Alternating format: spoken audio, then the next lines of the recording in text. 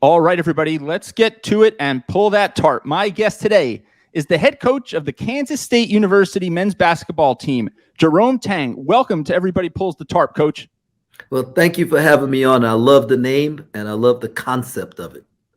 We're going to get into it all. You spent 19 seasons at Baylor as an assistant, and as associate head coach. You helped lead Baylor to the 2021 NCAA National Championship and 2 consecutive Big 12 regular season titles. And now you're at K-State, and you're just getting started, hired in March of 2022. Coach, what have the last few months been like at K-State? The word whirlwind has been used multiple times, and it has been, but it's been a very joyful whirlwind. I remind myself every time things get going a little crazy that I prayed for this. This is something I prayed for. And so I'm very thankful for this opportunity and blessed to be with the staff that I have and the people that I'm living life with right now. What an incredible opportunity. I want to start by going backpedaling in your career a little bit and talking about the time at Baylor and the circumstances that led to your arrival at Baylor. I read a story when you were hired at Baylor. You were struggling to make ends meet, you and your wife, and you had a dinner with the head coach at Baylor, and you didn't even know how you were going to get a dinner on the table. You had $10.81 to your name, and you scrounged up a few ribs.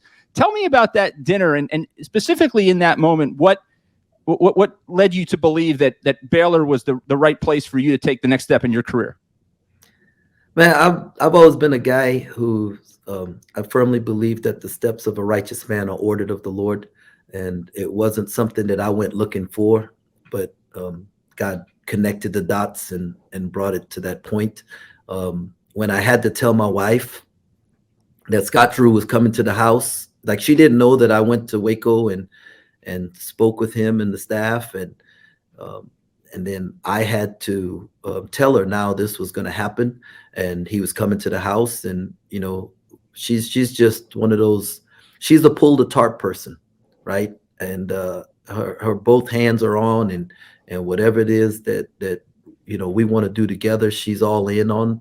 And so we just scrounged up what we had and put together a meal. And, it wasn't the meal, but it was Scott saying, Scott's dad had told him, if you have dinner at a man's house, you'll find out everything you need to know about him. And coach coming into my home at the time, and, my mother-in-law showed up, and my son was 2 and got a spanking, and, we ate some ribs, and, but it was him seeing who we were as people, and just the champ that my wife is. And I know that's what sold Scott on us, was because, he saw what a great recruiter I was because he saw my wife. What a great point. He could see exactly what type of recruiter you were. I love that story, Coach. And obviously you get to Baylor as an assistant, and you're part of a massive rebuild at Baylor, coming there, during very difficult circumstances for Baylor. The program is rebuilding. How did you begin to sell the program to recruits and their parents and the community? Did you just inherently believe? How did you sell the program at that point? Because it was an uphill battle. Well, I always believe that wherever I'm at, it's the best place in the world. And when I was at Heritage Christian, the Christian private school, and I was the youth pastor at the church, I didn't think that there was a better place for any young person to be. With the people that were there and the nurturing environment and how we loved guys and young people and helped them get better on and off the court. And so nobody could convince me that there was a better place for someone to go to. And when I got to Baylor, I didn't believe that there was a better program for anyone to be involved in because of the people that we had and the environment that was there. And, when you're passionate and you really believe in something, it's not hard to sell it or for people to realize it. And obviously not everybody jumped on board initially, but over the years, the results proved themselves. And that's exactly what we're going to do here at Kansas State. I firmly believe this is the best place in the world for any young man to be in. I've got the best staff in America, and this environment that we have is just unbelievable to be a part of. And I want people around me that believe that they believe that there's no place better that they would want to be. So besides that belief, Coach, what are you looking for besides talent on the floor? What are you looking for on the recruiting trail? I want guys who are really addicted to the game of basketball. Like they can't live without it, and guys who have a chip on their shoulder, like they feel like they've been overlooked, and that's who I am. I mean, I am super passionate about the game of basketball, and my gift is ministry, and so I mean, I'm all about developing the whole person. But I know that I wasn't born with a silver spoon in my mouth, and I know that I've got to outwork the next guy, and I know that everybody thinks the next guy is better than I am, and so that's that's the thing that drives me. That I've got to do the extra things in order just to be equal with the other person, and that inspires me every morning to get up and work a little bit harder. Where do you think that comes from, Coach? Is that something that you think you were born with, that was instilled in you by your parents, that you developed over time? Where does that work ethic come from? And definitely my parents. And my dad was an orphan. His father passed away when he was really young, and grew up in an orphanage, and then got out and made his way. My mom, same thing. Both immigrants from Trinidad. They became U.S. citizens and never flinched. Didn't look at their situation. They saw everything as an opportunity. And man, we never lacked for anything. I didn't know that we didn't have, because I never felt like we lacked. Whatever we had, we were thankful for and made the most of. My dad got up every morning, 4:30 in the morning, and went to work. My mom was a custodian for 20 years, and I would go to work with her at night sometimes. And I learned how to buff floors. I learned how to do all those things, and all those little things that I learned from my mom about how to clean a school paid off, because when my wife and I, Ray, when we were at Heritage Christian, in order to make ends meet, we were the janitors at the school and the church.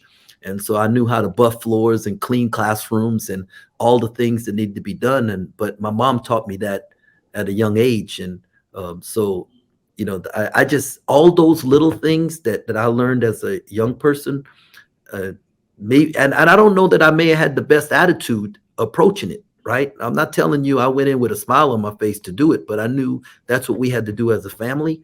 But I learned those things, and then I saw how it paid off for me when, I was a young married man trying to make ends meet for my family, that I had that skill because my mom, made me go to the school and help her, when I was younger.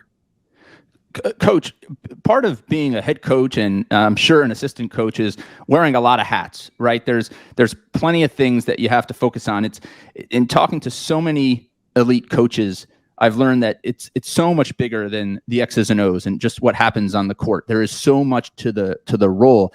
And I can't help but think that, like you described there, all the little things that you saw your mom do and you saw your dad do play a part in making you a more well-rounded leader, a more well-rounded coach. Most definitely. And my role growing at Heritage Christian, I was the athletic director. I was the basketball coach. I was the youth pastor at the church. So there was a lot of different areas that I had to balance how to deal with people, and this is a people business, right? And some people, for some of us in this business, it's transactional. And for some of us, it's relational. And for me, it is definitely relational, and how I deal with people and learning to treat everyone the right way, regardless of whether they can do something for you or not at that time, has been really important. And I learned that from working in the church. I learned that from being an athletic director. I learned the importance of a rising tide raises all ships, and wanting all programs to be successful. And so that's why, on a college campus, I'm on the football. I'm at football practice. I'm at volleyball practice. I'm trying to learn from everybody. And so it's just a great environment to be in.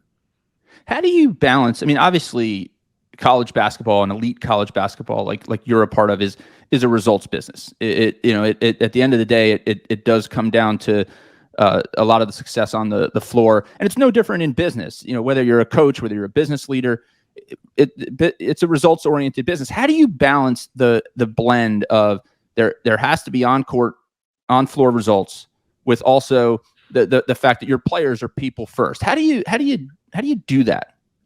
Man,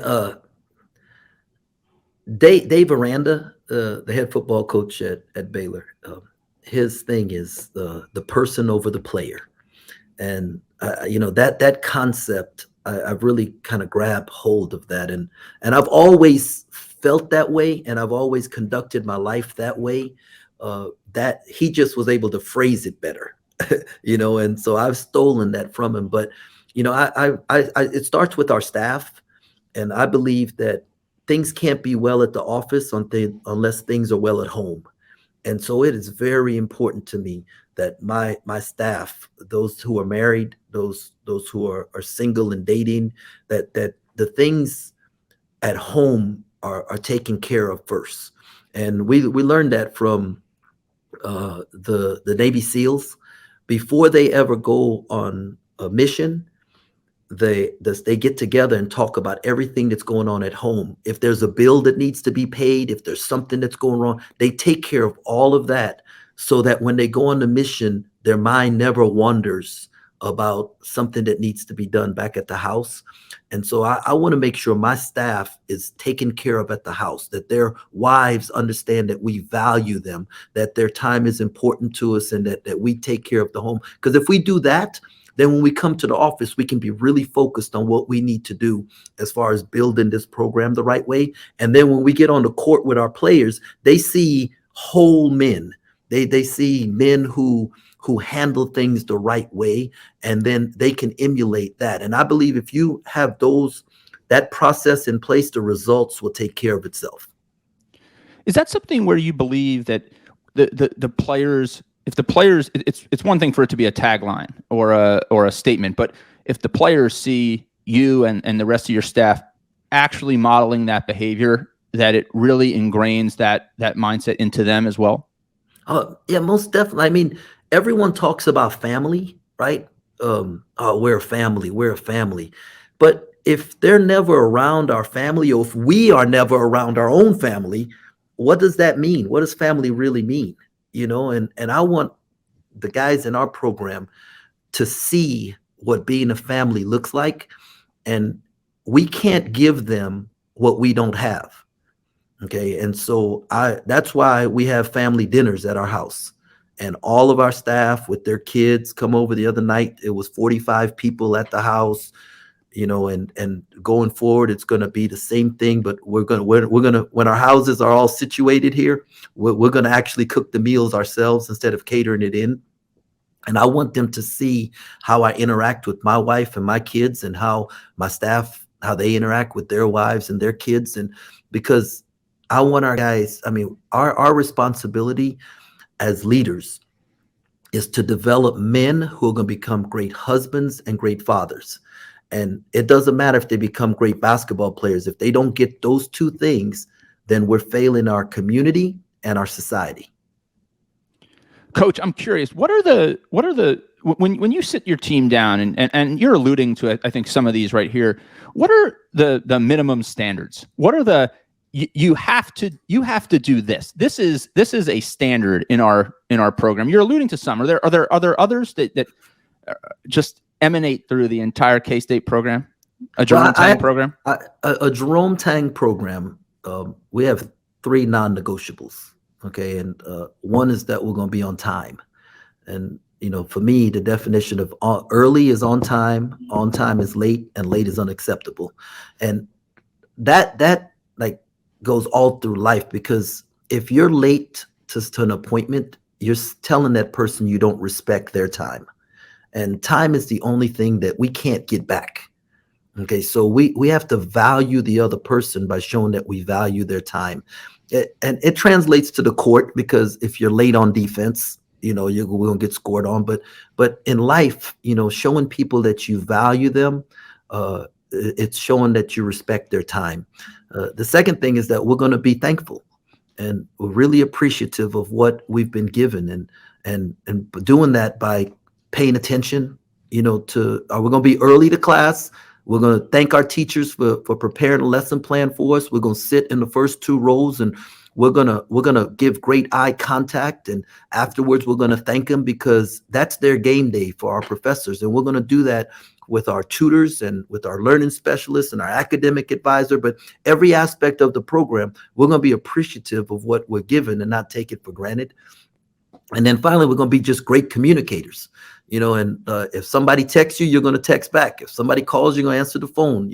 If something is going wrong, you're going to, pick up the phone and let somebody know, or we're going to be great communicators. And those 3 things, those are non-negotiables. And, and then everything else will fit in around that. Coach, you talk about the concept of going 1-0 every day and 1-0 in everything. How do you break big ambitious goals into manageable steps? Like what's an example of something that we could go 1-0 in today? Well, I mean, that's exactly what you just said. If you try to, our overall concept is we want to win the day, right? Now what does that look like? And so we talked to our guys about getting up in the morning and eating breakfast, right? If we eat a good breakfast, we went 1-0. All right. When, if you don't eat a good breakfast, you went 0-1, but you know what? You're going to reset. If you went 1-0, you're going to reset and be, on time for class. And you just went 1-0. Then you're going to pay attention in class and, take notes, and you're going to go 1-0 there. And when you leave the class, you're going to go eat a good lunch.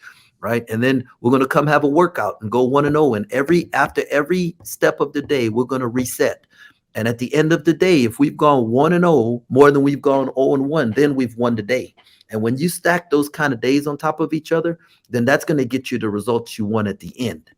Okay. And so that's real easy to, I have this saying, my definition of toughness is the ability to do the next right thing. And so if you mess up in the first aspect and you went 0-1, a tough person does the next right thing. A soft person lets that snowball into a whole day of 0-1.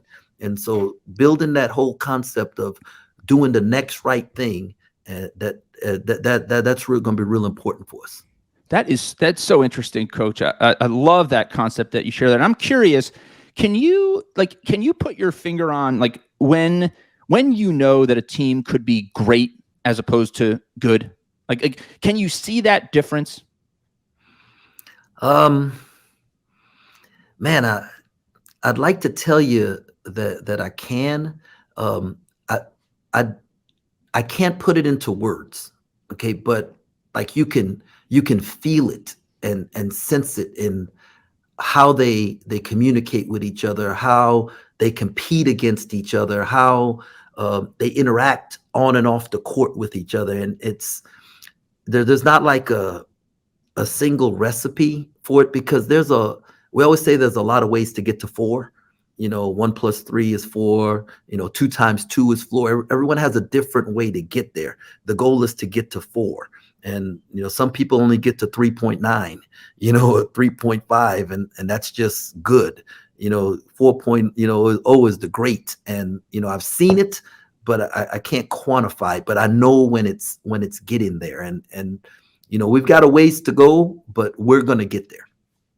How do you, in college sports, obviously there's so much turnover. The athletes come and go. How do you build consistency? How do you build something that's sustainable? Man.